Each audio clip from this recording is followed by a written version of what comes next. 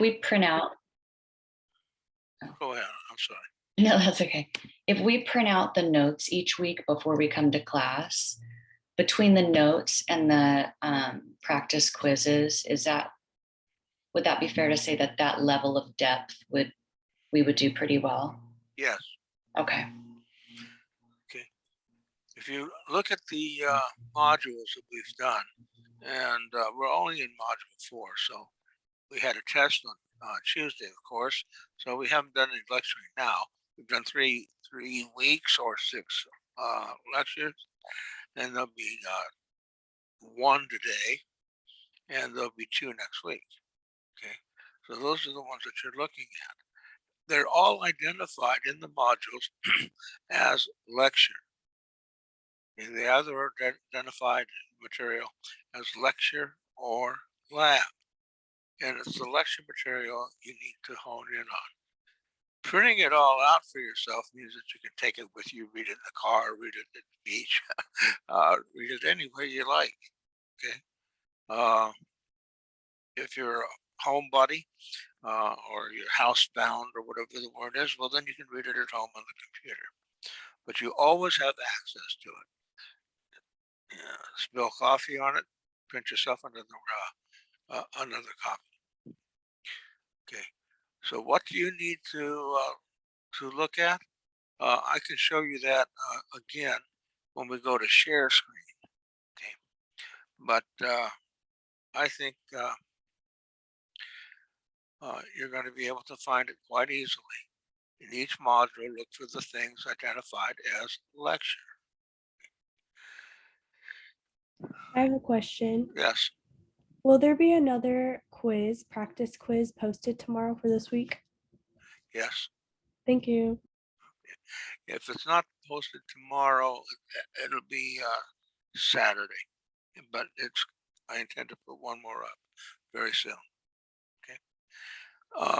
Sometimes the practice quiz dip backwards to questions that we've had before, or the type or topic of questions that we've had before. The idea for that is you haven't been tested with a lecture test yet on the material. So we don't just want to pass it by once and then not come back to it. We want to remind everybody that, hey, all of this material is still going to be there. Now, what do you need to know from the lecture material? This is important. Okay. When you open up the lecture, whether it's on the simplest one, which was the directional terms and the anatomical planes that we had the first, okay, they're starting to get a little tougher. And these next 2 or 3 will certainly live up to what I just said about getting tougher, the muscles, okay? But you open it up, it says it's lecture, and you need to know that code. You need to know it backwards and forwards. You look at the lectures, and when you print them out, you're not going to really actually use much print paper. They aren't long. I'm right to the point. This is the material you need to know and have to know if you want to get a high score. It's every word that's in there. Can you do that? Sure. Your memorization has gotten so much better since you started this course. I'm sure you probably agree with that. Your ability to learn the bones and everything else. Now, will there be anything else besides that lecture material? Normally, no. But on lecture test 1, the one coming up on the 30th, yes, there will be. There will be 6 questions for you to tell me how many bones of a particular type there are in the human body. For instance, how many sternums do we have? Obviously, I picked an easy one there. The answer is, give it to me. 1. Thank you. Okay. How many clavicles? 2. 2. Okay. How many sacrums? One. Okay. How many, okay, that's good, but I want to ask something else. In the embryo or embryonic stage, or while you're developing, how many bones are in the sacrum? 5. 5, exactly. Thank you. Okay, I could conceivably ask a question like that, but let me come back for just a second and not worry you. First off, 6 questions are in there asking the number of bones that are in the body. That means the entire body, right side, left side, top and bottom. So if I were to ask you how many phalanges are there, you may have to get out pencil and paper. But you've got 14 phalanges on each hand. That's 28 on both hands. And you've got an equal number in your feet. So 28, that 28 is 56. And of course, it's multiple choice. So you're not going to make a arithmetic mistake. You may make a mental mistake and forget to do the hands versus the feet, but that's very rare. But it does happen. And so somebody loses a point. 1 point here and there for a well-prepared person is nothing. It's nothing. Didn't a lot of you have a point to spare, on the exam? Sure you did. Practical. Okay, so I know there are 6 questions. I looked at the test just a while ago, right before I entered here. In fact, I got distracted, and that's why I was about 2 minutes late today. I looked at the time, and oh my God, you're here. I'm going to ask a couple of other questions, 3 or 4 other questions on the bones. Now, no one in the past that I've asked similar questions of, no class has ever complained that these questions show up, especially when I tell you they're going to. Questions in general on the skeletal system. For instance, how many axial bones are there? How many bones in the axial skeleton? Ooh, that's not asking you to point out anything, to identify anything. That's asking you a thought, okay? And the answer is 80. 126 in the appendicular, and in the entire skeleton, normally 206.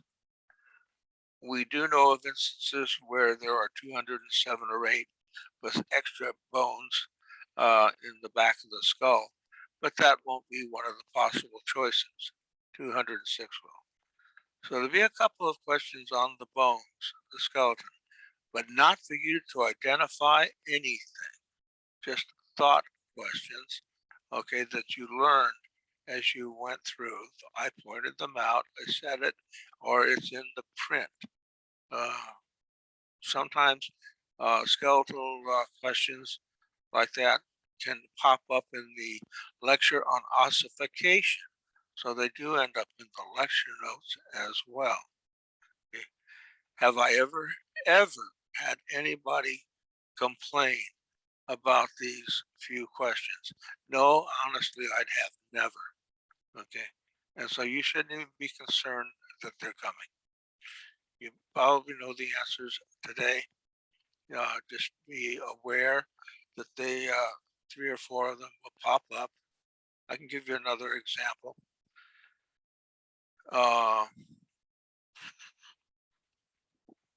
How many, I'm making this one a little tough. How many false ribs are there? 2. No. 4. Oh, yeah. 4. Think No. about it. 5. I think 8, right? No. 4. Maybe this one was too tough, but no, you can think this one out. You Okay. first off, look at my possible answers. Eliminate the ones that you know can't be, and then think, well, he's got 10 down here. Is that one of the answers? How could it be 10? Because there are 7 pairs of true ribs and 5 pairs of false ribs. 5 pairs is 10. So the person that said 5 a moment ago was counting one side. Okay, and that's what happened there. Well, now that I gave you one that stumped a few of you, I better give you one that does not. What vertebra has a den? The axis. The C- axis is one name. C2. C2. Yeah. Okay. Okay, so if that had popped up, or even does still pop up on the test, I don't think it should worry anybody. That's a total of 10 questions out of the 100 that would be on the bones in the lab, the recently completed material. No need to really study for that. Okay.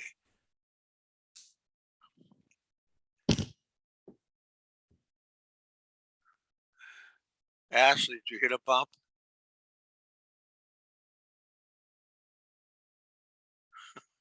Okay, she's muted, so that's okay. No, don't bother. You're making us hungry. I'm sorry, I have to take the girls to volleyball, so we have to eat before volleyball. I apologize, class. Totally Okay. get it. Totally get it. I just worry that I saw one of the Hannahs. We got two Hannahs in here driving last week, and I worry that they get distracted. Rather they be safe enough to come back to class. Okay, you do not need to read the book a second time. Reread your notes one more time when you get close, and study the notes themselves off of the internet or print them. Okay. I don't like to read. Did I ever tell you that? No. The only things I will read are textbooks and manuals, instruction manuals. I like textbooks and I love instruction manuals.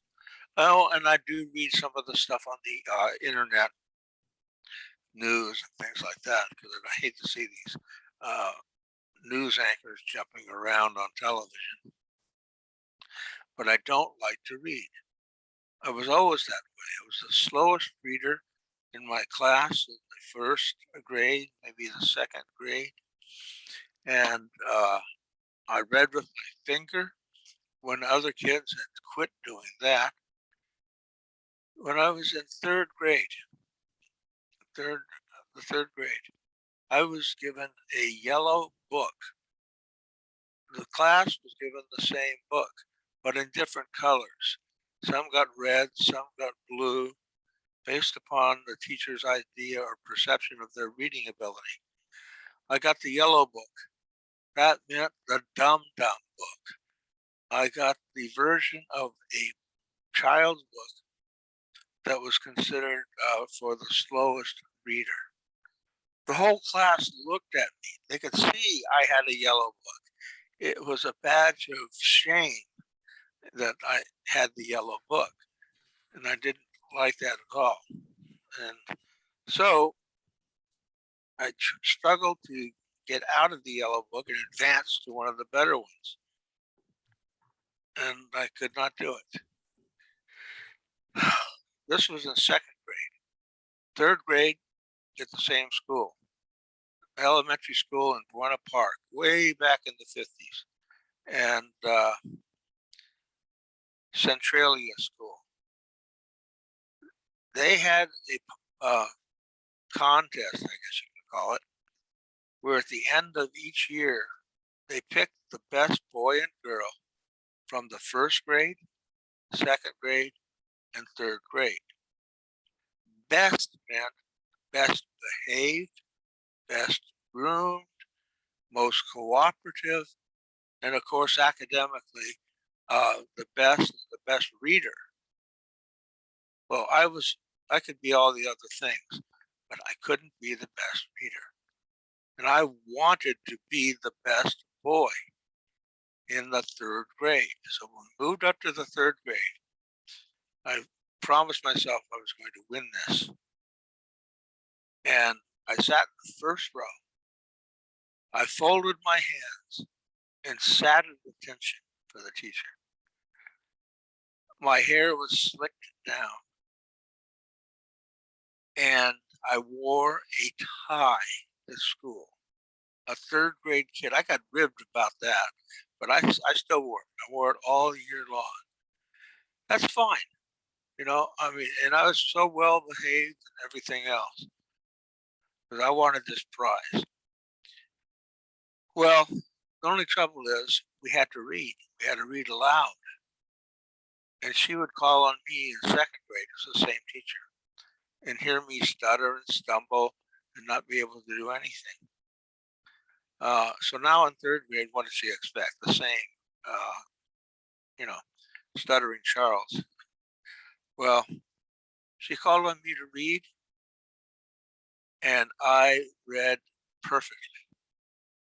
And she said, read some more. Can't believe it, And I read some more, and it was absolutely eloquent. I mean, nobody could read as well as I could. I wasn't reading. I had taken the book home because we had the assignment ahead of time, and that was fair. And I memorized the reading. That's why I enjoy anatomy so much, because of memorization. I memorized the entire chapter that we would have to read, and it didn't matter to me if she called me at the first of the chapter, middle of the chapter, end of the chapter. It didn't make any difference. I could read it backwards and forwards. Actually, I wasn't reading, I was reciting. I was just reciting. She could not believe this. And she tried to trick me going back and forth. Nothing. I had it memorized. That was the end of it. Now you have your test material memorized, and you'll do as well as I did, and you'll win the prize. I did win the prize for the third grade boy. And along with the second grade, second grade and first grade couples, kids, the six of us went outside, were taken out, and we were allowed to get on a school bus. It was the bus driven by Mr. McCoy, the nicest guy in the world. We were afraid it was going to be driven by Mrs. Shelley, the worst school bus driver you ever had. She beat up the kids. She threw us out of the bus sometimes. She slapped me in the face and then threw me out of the bus. I was trying to walk out. She kicked me out. And she was horrible. Now, you can't get away with that these days. You can't even get away with spanking a kid these days. But in those days you could. But Mr. McCoy, he was nice. And he took the six of us, he took us to an unknown location. We were driving and we were going to get our present. We were going to get our prize. He stopped at Valley View Avenue. You don't have to know where that is. In the 1 freeway, which is now the 5. And there in front of us when we got out was the tallest mountain of bull crap in the world. It was a fertilizer yard for Bandini fertilizer, and this was known as the tallest mountain of bull crap in the world. It held the world's record. The largest pile of steer manure. Well, where that steer manure came from, that area was known as Dairyland before you were born. La Mirada, that city, was Dairyland. So was part of Buena Park for that matter. No more dairies though. But in those days, here we are, 6 kids, looking up at this mountain. There are roads on it, it's so big. There are tractors on it, it's so big. There are men working on it, it's so large. Then you could hear a whistle. They brought us just on time for lunch, and all the men came down. And we had half an hour to climb up, all 6 kids, to climb to the top of Mount Bandini and tumble down as many times as we could in a half an hour. We went back to class covered in steer manure. We went covered in this stuff, and we were heroes. We were heroes. That's the prizes you got back in Buena Park in 1957 or so. I don't know if that would go over too well today. Okay, now back to the test. You know, it's 100 questions. Okay. There's no extra credit assigned to the lecture test. Zoom credit only applies and accumulates for the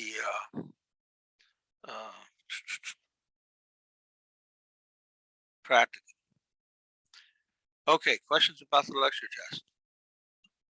How much time is given for the lecture exam? I haven't decided actually right now. I know that for most of you, 80 minutes was too long.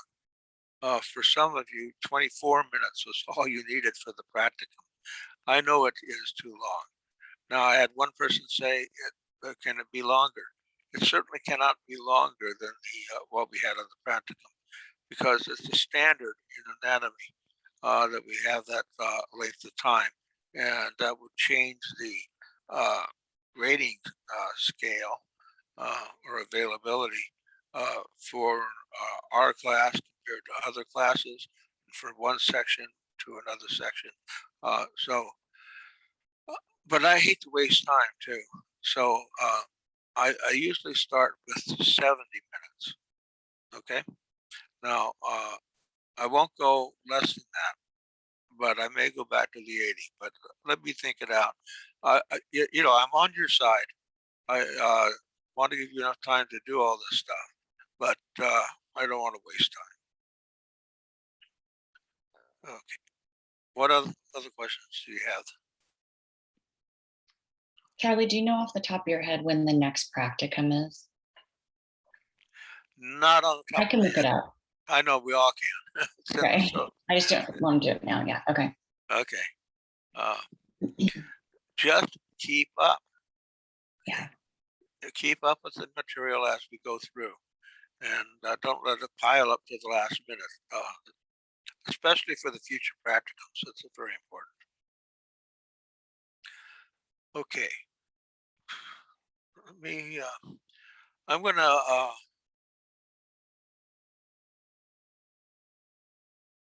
ask you something, because you're looking at your screen. Do you have a toolbar down on your computer? You have it set up at the bottom or the side or the top? No. Do you have a button that you can click? You have it ready for Saddleback College? Like a tab open? Not a tab open, a button no. ready. How did you get here? How did you manage to come to Confer Zoom today? I went Sure. to Go ahead. the courses, and then I clicked on the 110 course that showed up, and then I went to No. conference. How did you get to the courses? I'm talking about starting a computer cold. You started your browser. I don't know if you're using Chrome. Yeah, no, I am. Okay, So- and then what you do? I went to the Saddleback website, then I clicked on the Canvas. How did you go to the Saddleback website? Oh, I just typed in Saddleback and I pulled it up so many times, it just pulls up for me, like from my history. Okay, I don't and- feel like I'm answering the question though, sorry. so do all of you have a similar method or a different method that you could go right into Saddleback? And then from there to Canvas, and log in, right? Okay. I have Saddleback up at the top. And now I've made a shortcut for login to Canvas. When I got there, I bookmark that. I keep mine out in the open. I have a row at the top and the symbols at the bottom. Because what I'm going to ask you to do is take the third practical practice exam with me. Okay. 18 of you have done it already. Thank you. Maybe a couple more since I looked this morning. But I want everybody to do it. And then I'll be able to see how you're doing. And I'll be able to go over it with you. Okay. So here's what I'm going to do. I'm going to share the screen. Okay. In just a second. And when I do, if you're seeing your dashboard on the side, I'm not seeing mine. Are you seeing your dashboard? Is anybody seeing their dashboard? You know what I'm talking about? Underneath their account on the left-hand side, there's usually a column when we are, okay, good, that's fine, we're all equal. What I'm gonna ask you to do when I go to share screen, okay? Don't do it yet and wait till I ask you to. I want you to log in to Canvas again. I want you to log in right over what we're seeing right now, right over the gallery, right over ConferZoom. Let ConferZoom run. But then I want you to log in over over ConferZoom. But when you get to the login page, click it. Okay. And then you should end up with a choice again. Okay, of the two triplets. I call those guys triplets. You know what I'm talking about? The tiles, the course tiles. Yes. Yes. Nod your head will help. Yes. Okay. I want you to pick the discussion section again. I want you to run the discussion section over the discussion section. But this time, when it comes up, don't pick ConferZoom. It'll still be running. Okay. You should have a spot. Usually it's at the bottom of your computer or device with a camera. It's a white movie camera. It's the zoom symbol surrounded by blue. So you can go to the back to the zoom anytime. Okay. But I want you to log in a second time. I want you to go to quizzes. Go to modules if you want, but go to quizzes and select practice quiz number 3 and take it and submit it. Okay. And submit it. Okay. Once you have submitted it, it looks like that's going to be all the time we have.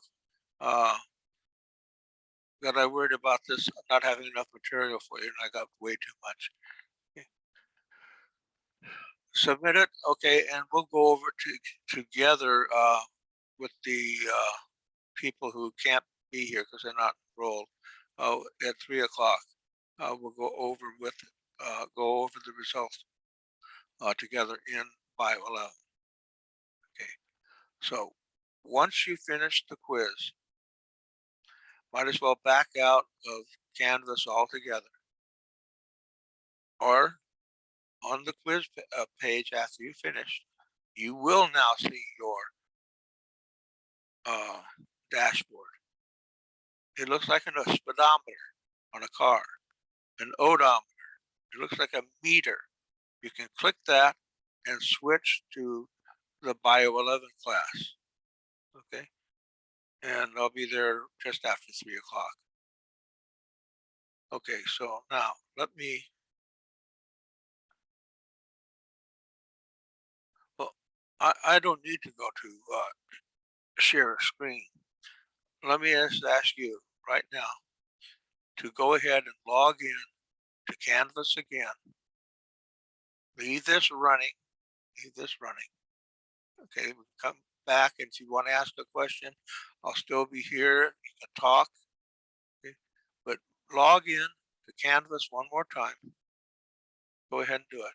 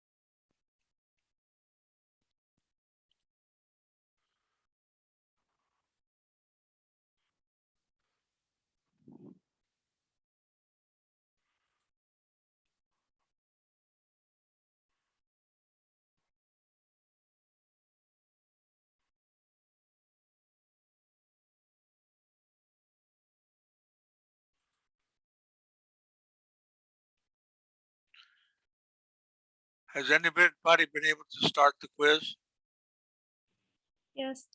Okay, 20 questions. Once you start it, back out and come back at 3 o'clock to the other class.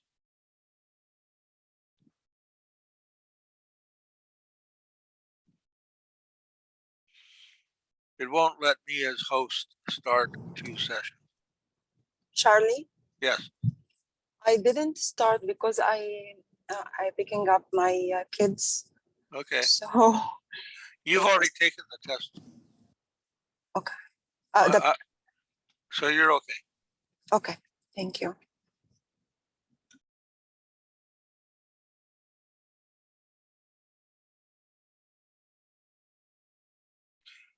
If you're one of the 18 that has already taken the test and don't wish to complete it again, you can go ahead and back out too and take a break until 3 o'clock.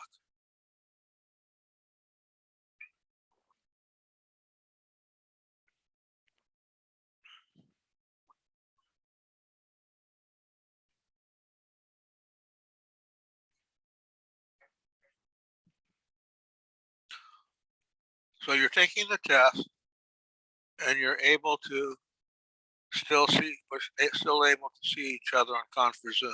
We're not supposed to do that. We're not supposed to be able to do that. Called IT and they said, no, you can't do that. Here we are.